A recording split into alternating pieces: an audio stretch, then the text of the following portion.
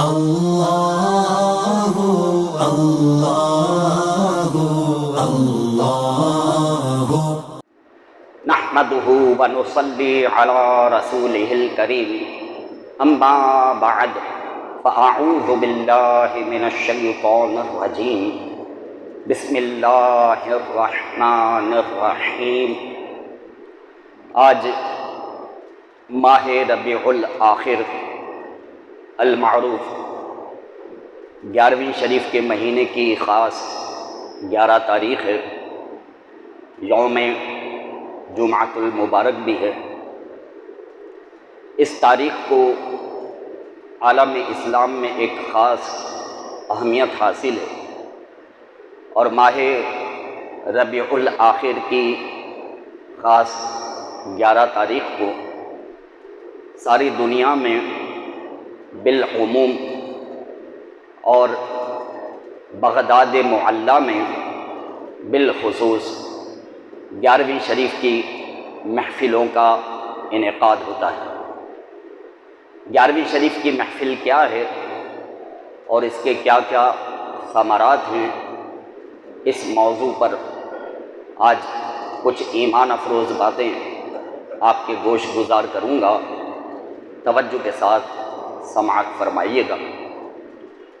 11ویں شریف کی جو محفل ہے، بنیادی طور پر اس محفل میں اولیاء کرام رحمۃ اللہ تعالی علیہم اجمعین اور صالحین بندوں کا ذکر خیر ہوتا ہے، اور جہاں جس جگہ جس وقت اللہ تبارک و تعالی کے صالحین بندوں کا ذکر خیر ہو تو اس وقت، اس ساعت، اس جگہ کی کیا اہمیت ہوتی ہے۔ منقول ہے عند ذکر الصالحین تتنزل الرحمہ، او کما قال، ارشاد فرمایا کہ جہاں صالحین بندوں کا ذکر ہوتا ہے وہاں اللہ عز و جل کی رحمتوں کا نزول ہوتا ہے۔ تو 11ویں شریف کی جو محفل ہے، یہ دراصل صالحین بندوں کے ذکر خیر کی محفل ہوتی ہے، اور پیران پیر دستگیر پیر لاسانی قندیل نورانی شہباز لا مکانی محبوب سبحانی سیدنا شیخ عبد القادر جیلانی حضور غوث اعظم رضی اللہ تعالیٰ عنہ، ان کا صالحین بندوں میں کیا مقام ہے اور ان کا اولیاء کرام میں کیا مقام ہے، میں کسی عام شخص کی نہیں بلکہ عارف باللہ حضرت سیدنا مولانا جلال الدین رومی رحمۃ اللہ تعالی علیہ صاحب مثنوی شریف، ان کا قول آپ کی سماعتوں کی نظر کرتا ہوں۔ مولانا روم کیا کہتے ہیں، ذرا دل کے کانوں سے سنیے گا۔ فرماتے ہیں چون محمد درمیان انبیاء غوث اعظم درمیان اولیاء۔ مولانا روم فرماتے ہیں جس طرح سے تمام نبیوں اور رسولوں میں جناب حضرت محمد مصطفیٰ صلی اللہ تعالیٰ علیہ وسلم کا مقام و مرتبہ ہے، ایسے ہی اولین و آخرین جتنے بھی اولیاء کرام ہیں ان تمام ولیوں میں غوث اعظم کا مقام و مرتبہ عرفہ و اعلیٰ ہے۔ سبحان اللہ۔ ہمارے آقا امام الانبیاء ہیں تو شہنشاہ بغداد امام الاولیاء ہے۔ ہمارے آقا نبیوں کے سردار ہیں تو شہنشاہ بغداد ولیوں کے سردار ہیں۔ ہمارے آقا نبیوں کے نبی ہیں تو شہنشاہ بغداد ولیوں کے ولی ہیں۔ تو غور کیجئے کہ جس ہستی کا اولیاء کرام میں اور صالحین بندوں میں یہ مقام و مرتبہ ہو تو ان کے ذکر خیر کی محفل میں اللہ تبارک و تعالیٰ کی کیسی رحمتیں نازل ہوتی ہوں گی۔ جہاں صالحین بندوں کا ذکر ہوتا ہے وہاں اللہ عز و جل کی رحمتوں کا نزول ہوتا ہے۔ تو غور کیجئے کہ 11ویں شریف کی جو محفل ہوتی ہے وہ اللہ تبارک و تعالیٰ کی رحمتوں کی برسات کی محفل ہوتی ہے، تو جو خوش نصیب 11ویں شریف کی محفل میں آ جاتا ہے وہ اللہ کی رحمتوں کے سائے میں آ جاتا ہے، اور جو خوش نصیب اللہ کی رحمتوں کے سائے میں آئے تو اللہ تبارک و تعالیٰ اپنی رحمتوں کی برکتوں سے اگر پریشان ہو تو اس کی پریشانیاں دور فرما دیتا ہے، مصیبتوں میں مبتلا ہو تو مصیبتوں سے خلاصی عطا فرماتا ہے، جو دل میں جائز تمنا لے کے آتا ہے 11ویں شریف کی محفل کی برکت سے اللہ تعالیٰ اس کی نیک دعائیں قبول فرماتا ہے۔ تو خوش نصیب ہوتے ہیں وہ لوگ کہ جو ایسی بابرکت محفلوں میں شرکت کرتے ہیں۔ گزشتہ جمعۃ المبارک میں نے عرض کی تھی کہ قرآن پاک میں بھی اللہ تبارک و تعالیٰ نے اپنے کئی اولیاء کرام کا ذکر خیر فرمایا ہے، ان کے تقویٰ اور پرہیزگاری کا ذکر فرمایا ہے، ان کی کرامات کا بھی ذکر فرمایا ہے، اور اسی ضمن سے قرآن پاک سے کچھ ایمان افروز واقعات وہ میں نے آپ کی خدمت میں عرض کیے تھے۔ آج بھی قرآن پاک سے ہی ایک واقعہ آپ کی سماعتوں کی نظر کرتا ہوں جس سے ہمیں مقامات اولیاء سمجھنے کا موقع ملے گا۔ قرآن پاک میں اللہ تبارک و تعالیٰ نے ایک پوری سورہ مبارکہ نازل فرمائی ہے، اور اس سورہ مبارکہ کا نام ہے سورۃ الکہف۔ تو سورۃ الکہف جو ہے یہ چند نفوس قدسیہ تھے جو بڑے متقی اور پرہیزگار تھے اور مقام ولایت پر فائز تھے۔ اللہ تبارک و تعالیٰ کی بارگاہ میں ان کا مقام و مرتبہ اتنا عرفہ و اعلیٰ ہے کہ ان کے نام نامی اسم گرامی سے موسوم اللہ تعالیٰ نے ایک پوری سورہ مبارکہ سورۃ الکہف کے نام سے نازل فرمائی۔ اچھا، یہ اصحاب کہف کون تھے؟ اس کے بارے میں کچھ باتیں میں آپ کی خدمت میں عرض کرتا ہوں۔ اللہ کے پیارے نبی حضرت سیدنا عیسیٰ روح اللہ علی نبینا وعلیہ الصلاۃ والسلام کو جب اللہ تبارک و تعالیٰ نے زندہ آسمانوں پر اٹھا لیا تو آپ کے بعد جب کچھ عرصہ گزرا تو نصارہ کے اندر جو ہے وہ خرابیاں پیدا ہونی شروع ہو گئی، اور انہوں نے انجیل مقدس میں تحریفات بھی کر دی اور کچھ من گڑت عقیدے جو ہے وہ بھی اختیار کر لی۔ تو جس وقت اصحاب کہف جس علاقے میں رہتے تھے تو وہاں کا جو نصرانی بادشاہ تھا وہ بھی جو ہے وہ بت پرستی کے اندر مبتلا ہو گیا، اور اپنی قوم اپنی عوام کو زبردستی ظلماً بت پرستی پر ابھارنے لگا۔ تو اصحاب کہف رحمت اللہ تعالی علیہم اجمعین یہ بڑے متقی اور پرہیزگار لوگ تھے، اور حضرت عیسیٰ علیہ السلام کے دین پر صحیح طریقے سے کاربند تھے۔ تو انہوں نے لوگوں کو جب سمجھانے کی کوشش کی اور بادشاہ کو پتہ چلا کہ کچھ لوگوں کا ایک گروہ ہے جو میری اس بات کی مخالفت کرتا ہے اور لوگوں کو جو ہے وہ بت پرستی سے روکتا ہے، تو بادشاہ جو ہے اس وقت کا وہ اصحاب کہف کا دشمن ہو گیا، اور اصحاب کہف کو جب یہ پتہ چلا کہ بھئی یہاں تو دین و ایمان اور جان و مال کا سخت خطرہ ہے اور کسی بھی وقت بادشاہ کے سپاہی آئیں گے اور آ کر گرفتار کر لیں گے، اور معاذ اللہ ہو سکتا ہے کہ جان سے ہی ہاتھ دھونا پڑے، ہم کو قتل ہی نہ کر دیں، تو اپنے دین و ایمان اور جان و مال کی حفاظت کے لیے اصحاب کہف رحمت اللہ تعالی علیہم اجمعین اس ملک سے نکلے اور کہیں اور ہجرت کرنے کے لیے یہ روانہ ہوئے۔ راستے میں ایک پہاڑ کا غار تھا، تو اس غار کے اندر یہ اصحاب کہف جو ہے وہ داخل ہو گئے کہ تھوڑی دیر کے لیے اس غار کے اندر پناہ لے لیتے ہیں، یہاں کچھ دیر آرام کرتے ہیں، جب آرام کر لیں گے تو پھر یہاں سے آگے چلیں گے۔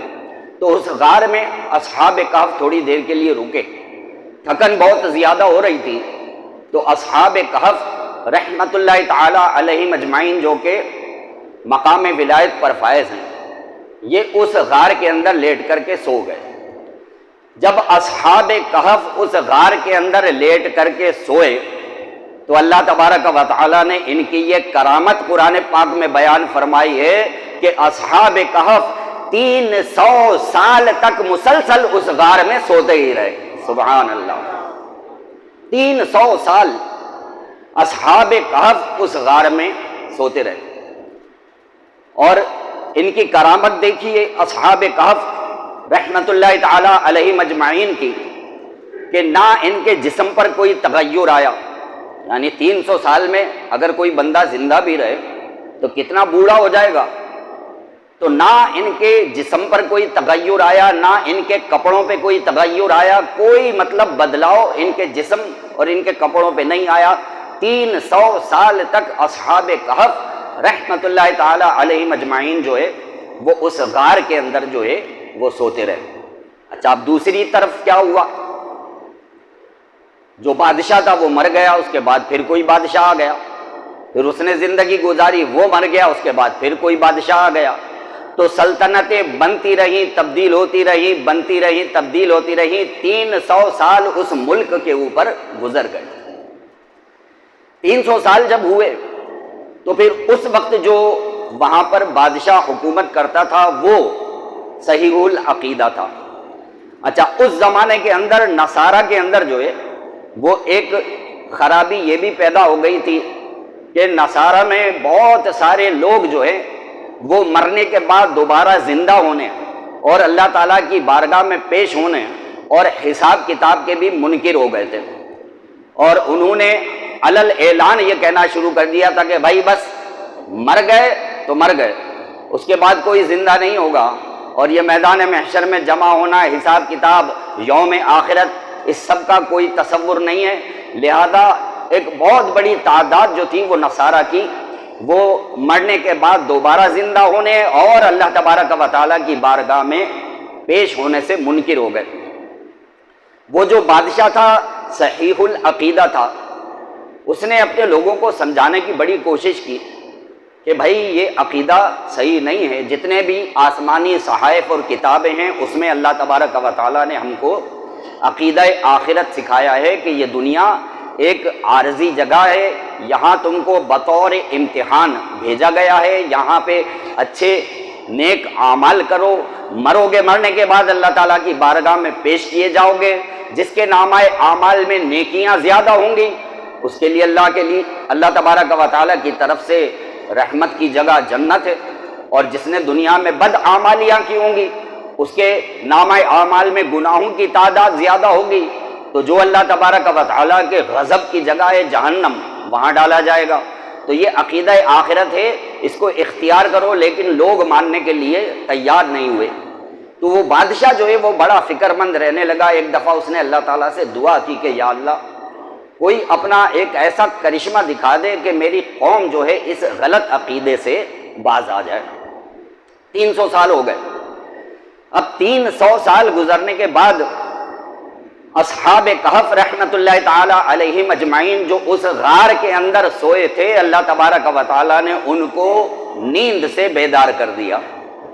300 سال کے بعد اصحاب کہف جاگے، اور جاگنے کے بعد ایک دوسرے کو بھی جگایا.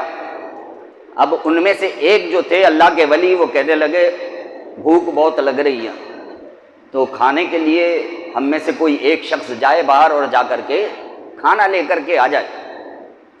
اس لیے کہ سب جائیں گے تو وہ جو ظالم بادشاہ ہے اس کے سپاہی ہمیں ڈھونڈ رہے ہوں گے، کہیں ایسا نہ ہو وہ ہمیں پکڑ لے. تو ایک بندہ جائے اور چھپ چھپا کر جا کر کے کھانا لے کر کے آ جائے. تو سب نے ان کے پاس جو سکے تھے، رقم تھی، وہ ایک بندے کو دی، اور اصحاب کہف میں سے وہ ایک اللہ کے ولی جو ہے وہ غار سے نکلے اور قریبی شہر میں گئے، اور قریبی شہر میں جا کر نان بائی سے جو ہے کچھ روٹیاں اور سالن وغیرہ خریدا. اور جب اس نان بائی کو انہوں نے وہ پیسے دیے تو نان بائی تو سر پکڑ کے بیٹھ گیا، کہنے لگا بھائی یہ کون سے سکے دے رہے ہو، یہ کون سی رقم دے رہے ہو، یہ رقم تو یہاں نہیں چلتی ہے، یہ تو بہت پرانے سکے ہیں، یہاں تو کوئی اور رقم چلتی ہے. تو وہ اصحاب کہف جو تھے اللہ کے ولی، تو ان کو تو پتہ ہی نہیں تھا کہ معاملات اتنے بالکل بدل گئے. تو وہ کہنے لگے نہیں بھائی، انہی پیسوں سے تو ہم چیزیں خریدتے ہیں، تو ہمارے پاس تو یہی ہے۔ تو وہ جو نان بھائی تھا اس کے ذہن میں یہ آیا کہ یقیناً اس کے ہاتھ میں کوئی خزانہ جو ہے وہ لگ گیا ہے، اور وہ خزانہ اس کے ہاتھ میں لگا ہے تو اس کو گرفتار کرایا جائے تو کسی پرانے بادشاہ کا خزانہ جو ہے وہ ضرور ہمیں مل جائے گا۔ تو اس نان بھائی نے جو ہے ایک سپاہی گزر رہا تھا اس کو بتایا کہ بھائی یہ شخص جو ہے بہت پرانے زمانے، صدیوں پرانے زمانے کے جو سکے ہیں وہ ہم کو دے رہا ہے، ذرا اس کو پکڑو۔ تو ان سپاہیوں نے پکڑ لیا اس اللہ کے ولی کو، اصحاب کہف میں جو سکھ تھے، اور ان کو لے کر کے آ گیا بادشاہ کے دربار میں، اور بادشاہ کے دربار میں لا کر کے ان کو پیش کر دیا، اور لا کر کے پیش کیا، کہا کہ حضور ایسا ایسا معاملہ ہے، یہ تو کئی صدیوں پرانے سکے جو ہے وہ مارکیٹ میں چلا رہا ہے، اور اس کے ہاتھ یقیناً کوئی بہت بڑا خزانہ لگا ہے، تو ذرا اس سے پوچھیں تو کوئی خزانہ ہمیں بھی جو ہے وہ مل جائے گا۔ جب بادشاہ نے ان اللہ کے ولی جو اصحاب کہف میں سے تھے ان سے پوچھا کہ ہاں بھائی تم کون ہو، یہ تمہارے پاس اتنا مال و دولت کہاں سے آیا؟ تو انہوں نے بتایا میرے کچھ ساتھی اور بھی ہیں۔ کہا میرے کچھ ساتھی اور بھی ہیں، اور وہ فلاں جو پہاڑ ہے اس کی غار کے اندر آرام فرما ہیں۔ اے بادشاہ، ہم جس بادشاہ کے دور میں یہاں سے گئے تھے اس وقت کوئی اور بادشاہ تھا، تم وہ نہیں ہو۔ ہم جب یہاں سے گئے تھے تو بادشاہ کوئی اور تھا، تم وہ نہیں ہو۔ سنو، وہ جو بادشاہ تھا جس کے دور میں ہم یہاں سے گئے تھے اس کا نام یہ تھا، اور وہ بت پرستی میں مبتلا ہو گیا تھا۔ ہم سچے حضرت عیسیٰ علیہ السلام کے ماننے والے ہیں، ہم نے اس کو سمجھایا، وہ نہ مانا، ہماری جان کا دشمن ہو گیا، تو ہم قریبی پہاڑ کے غار میں جا کر کے سو گئے۔ اب یہ بتاؤ وقت کیا چل رہا ہے؟ جب وقت کا حساب لگایا گیا تو پتہ چلا کہ 300 سال کے بعد یہ نفوس قدسیہ سو کے اٹھے ہیں۔ 300 سال کے بعد یہ نیند سے بیدار ہوئے ہیں۔ تو وہ جو بادشاہ صحیح العقیدہ تھا نا، اس نے پہچان لیا کہ اے اللہ تو نے میری دعا کو قبول فرما لیا، یہ جو میری قوم عقیدہ آخرت کی منکر ہو گئی تھی تو نے وہ کرشمہ دکھا دیا۔ اس نے کہا کہ دیکھو اے میری قوم کے لوگوں، جو رب قدیر 300 سال تک بندوں کو سلانے کے بعد 300 سال کے بعد ان کو اٹھانے پر قادر ہے، تو مرنے کے بعد میدان محشر میں بھی ہر بندے کو زندہ کرنے پر قادر ہے۔ جب اس بادشاہ نے اپنی قوم کو سمجھایا تو ان کی قوم کے لوگ جو تھے وہ بھی توبہ کی انہوں نے، اور صحیح العقیدہ جو حضرت عیسیٰ علیہ السلام کا مذہب تھا وہ انہوں نے اختیار کر لیا۔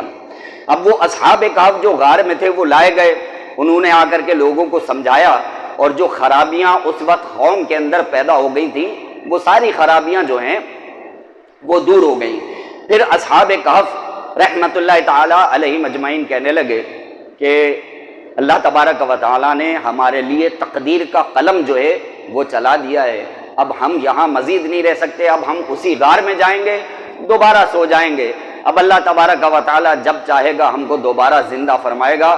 تو وہ سارے اصحاب کہف دوبارہ غار میں گئے اور غار میں جا کر کے سو گئے۔ اب قیامت والے دن ہی اس غار سے اصحاب کہف باہر برآمد ہوں گے۔ تو یہ پورا قصہ جو ہے اصحاب کہف رحمت اللہ تعالی علیہ مجمعین کا رب کریم نے سورۃ الکہف کے اندر جو ہے وہ بیان فرمایا ہے، جو کہ کچھ خلاصے کے ساتھ میں نے آپ کی خدمت میں عرض کر دیا۔ اس میں اصحاب کہف کا تقوی اور پرہیزگاری بھی بیان ہوا ہے، ان کی دین کی خدمات بھی بیان ہوئی ہیں، ان کی کرامت بھی بیان ہوئی ہے، اور جو انہوں نے نیکی کی دعوت دی تھی وہ بھی بیان ہوئی ہے، اور اس دعوت کا جو اثر ہوا اللہ تعالیٰ نے وہ بھی بیان کیا ہے۔ غور کیجئے کہ اولیاء کرام رحمت اللہ تعالی علیہ مجمعین کا مقام و مرتبہ اتنا عرفہ و اعلیٰ ہے کہ خود اللہ تبارک و تعالی نے قرآن پاک میں اپنے ولیوں کا ذکر خیر فرمایا ہے۔ اصحاب کہف کا جو واقعہ ہے اس واقعے کے اندر ایک بڑا توجہ طلب نقطہ جو ہے وہ بڑا اہم ہے، وہ میں آپ کی خدمت میں عرض کرتا ہوں۔ اصحاب کہف کا واقعہ جو سورۃ الکہف میں اللہ تبارک و تعالی نے بیان فرمایا ہے، تو اس واقعے کے اندر ایک خاص بات یہ ہے کہ ایک کتا اصحاب کہف سے بڑی محبت رکھتا تھا۔ ایک کتا اصحاب کہف سے بڑی محبت رکھتا تھا، جہاں جہاں اصحاب کہف جاتے تھے یہ کتا بھی ان کے پیچھے پیچھے چلا جاتا تھا، اپنی محبت کے تعلق کو توڑتا نہیں تھا، ان سے دور بھاگتا نہیں تھا۔ جب اصحاب کہف جا کر کے غار میں سوئے تو اس غار کے منہ پر آ کر کے یہ کتا بھی سو گیا، اور اس نے اپنے اس اظہار محبت کو ضائع نہیں کیا۔ غور تو فرمائیے کہ ایک کتا اصحاب کہف سے محبت رکھے تو اللہ تبارک و تعالی نے اس کتے کو اس محبت کا کیا صلہ عطا فرمایا۔ آقا ارشاد فرماتے ہیں کل بروز قیامت جب اصحاب کہف جنت میں جائیں گے تو ان کا کتا بھی انسانی شکل میں اصحاب کہف کے پیچھے پیچھے جنت میں جائے گا۔ اصحاب کہف کا کتا اس کو اللہ تبارک و تعالی انسانی شکل عطا فرمائے گا، اور انسانی شکل میں متشکل ہو کر وہ جو اس کو محبت تھی اولیاء کرام سے، اس کا صلہ اللہ تبارک و تعالی اس کتے کو یہ عطا فرمائے گا کہ آگے آگے اصحاب کہف ہوں گے اور پیچھے پیچھے ان کا کتا وہ بھی جنت میں جائے گا۔ مسلمانوں ذرا غور تو کرو کہ اصحاب کہف اولیاء کرام رحمت اللہ تعالی علیہ مجمعین میں سے ہیں، ان سے ایک کتا محبت رکھتا ہے تو اللہ تبارک و تعالی اس کی محبت کے حق کو ضائع نہیں فرماتا۔ تو جو انسان ہے، مسلمان ہے اور مصطفیٰ جان رحمت صلی اللہ علیہ وآلہ وسلم کا غلام ہے، اگر وہ اولیاء کرام سے محبت رکھے، ان سے تعلق کو جوڑ کے رکھے، ان سے اپنی نسبت کو سنبھال کے رکھے، تو اس کی محبت کے حق کو اللہ تبارک و تعالی کیسے ضائع فرمائے گا؟ ایک مسلمان اگر اولیاء کرام سے محبت رکھے تو رب کریم اس مسلمان کی محبت کے حق کو کیسے ضائع فرمائے گا؟ ارے ہمارا تو یہ پکا عقیدہ ہے کہ قیامت والے دن جب اللہ تبارک و تعالی حکم فرمائے گا اے معین الدین چشتی جاؤ جنت میں، تو جب خواجہ خواجگان خواجہ غریب نواز معین الدین چشتی اجمیری علیہ رحمہ جنت میں جا رہے ہوں گے تو پیچھے پیچھے ان کے سارے چشتی غلام بھی جنت میں جا رہے ہوں گے۔ جب کہا جائے گا اے بہاؤالدین نقش بند اب تمہاری باری ہے، تم جنت میں جاؤ، جب اللہ کے ولی حضرت سیدنا شیخ بہاؤالدین نقش بند وہ جنت میں جا رہے ہوں گے، آگے آگے خواجہ بہاؤالدین نقش بند ہوں گے اور پیچھے پیچھے ان کے سارے نقش بندی غلام بھی جنت میں جا رہے ہوں گے۔ جب کہا جائے گا اے شیخ شہاب الدین سہروردی اب تمہاری باری ہے، اے شہاب الدین سہروردی اب تم جنت میں جاؤ، تو جب حضرت سیدنا شیخ شہاب الدین سہروردی یہ جنت میں جا رہے ہوں گے، آگے آگے سیدنا شیخ شہاب الدین سہروردی جنت میں جا رہے ہوں گے اور پیچھے پیچھے ان کے سارے سہروردی غلام بھی جنت میں جا رہے ہوں گے۔